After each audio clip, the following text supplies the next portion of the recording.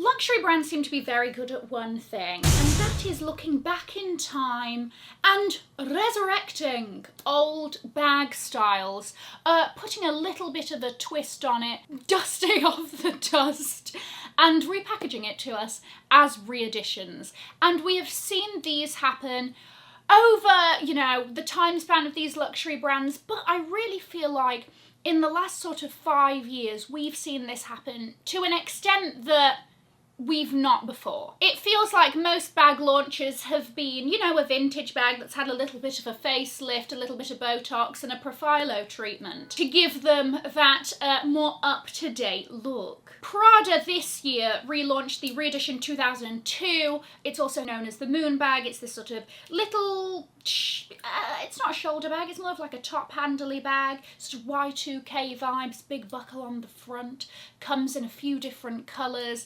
And we've seen, I mean, Prada's, the majority of their bag line is like X bag re-edition this year, right? We've got 1995, 2000, 2005, 2002, what next? I mean, we even know that the Prada re-edition, resurrected in its original Prada nylon that they are very famous for, and also done in crystals, and now you can get this in, oh my gosh, every crystal colour under the sun. Louis Vuitton's new collection, I'm not entirely sure when it's officially launching, but we are going to see the iconic denim monogram of the early 2000s brought back under a very large number of styles. Like, there's a lot of styles in that collection. Guys, if you are new here, my name is Cassie and I'm a self-diagnosed luxury addict. I put out videos on Mondays, Wednesdays and Fridays, so if you like luxury fashion, then you're probably going to love it here. So head down there, subscribe, turn on the bell, become a member of our luxury addicted family. When are we going to rehab?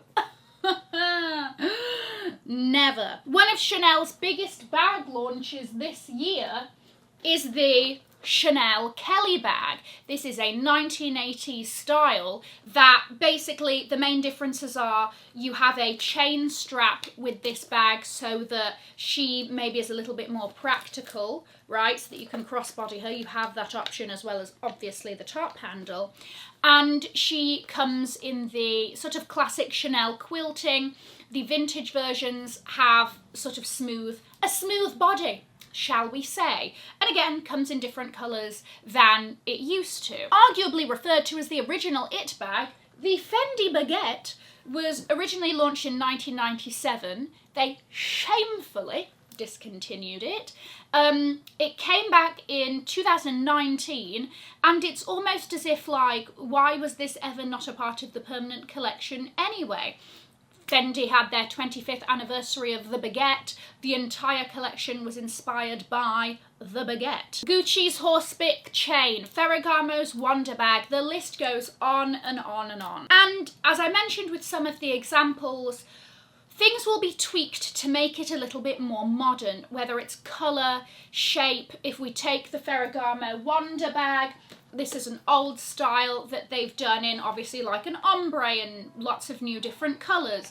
But also there is the east-west version, which is a sort of long version of that. There's a north-south. Different textures and fabrics. Gucci's Horsebit chain now comes in a sort of quilted leather version that they didn't do, you know, back in 2004 when this was launched as part of Tom Ford's collections for Gucci. They're doing it in shearling for autumn-winter. Different sizes, added chain straps, all of that business. And whilst all of these are great bags, obviously, clearly have spent my money on some of these, why? Why is this a phenomenon? Why is this happening? Why are the brands turning towards old designs to resurrect and, you know, launch now? Because I think as a consumer it sort of comes across as a little bit lazy. It's like, oh, have we run out? Is the river running dry in the old noggin that we can't come up with anything else, that we're like, oh, what did we do back in the 2000s? It's time, you know? Especially since the pre-loved market is so big, I think more and more people are able to share their knowledge around the pre-loved market. I think it was something that a lot of people before were very sort of wary of. If you didn't know the tips and the tricks and all of that to maneuver and ensure and the authenticity and things like that, it's almost like, okay, well now you're relaunching this bag. A lot of people are just going to go Preloved and find an original vintage one. Why now? Why this bag? Why now? Why this sperm? That was a Legally Blonde reference, if you didn't get it. Number one, it does seem as though laziness is a little bit of a factor into why they're doing this, okay? So there is a Business of Fashion article about this whole topic. No, there's not. There's in fact a Vogue business article about this topic. And they referenced Luca Solka, who is a senior research analyst for luxury at Bernstein, which is a consultancy firm, and they said it's like producing a sequel, lower risk than trying to hit the market with an entirely new blockbuster. It's almost this it worked once, why won't it work again kind of thing, right? But what's hard to then replicate is the level of fanfare and buzz and excitement that maybe happened when this bag was first released, when it, you know, had its it bag status. Now, the other factor that plays a very large part in this is nostalgia, okay? First of all, we have seen really, really big trends at the moment being Y2K, the Juicy Couture, the Louis Vuitton Miroir collection, all of these Louis Vuitton Murakami, all of these very iconic collections of the time are gaining interest because the time period in general is trending in terms of fashion.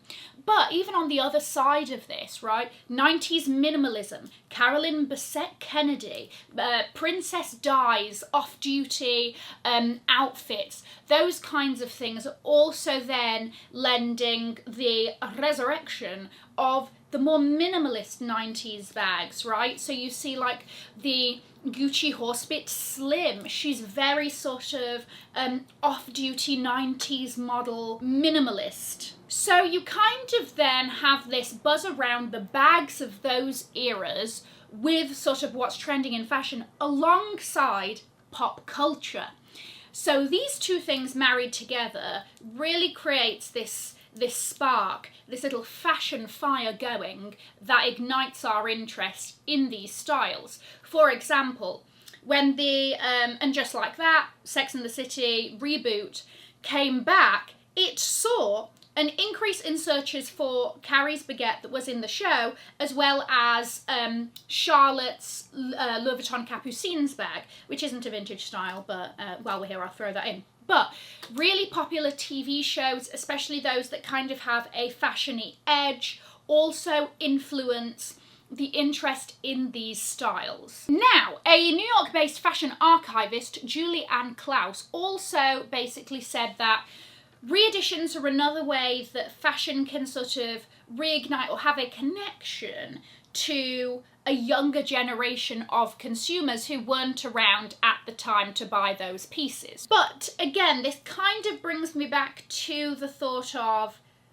whilst it's all fine and well that these reeditions are happening, and yes, I love them and all of that, right?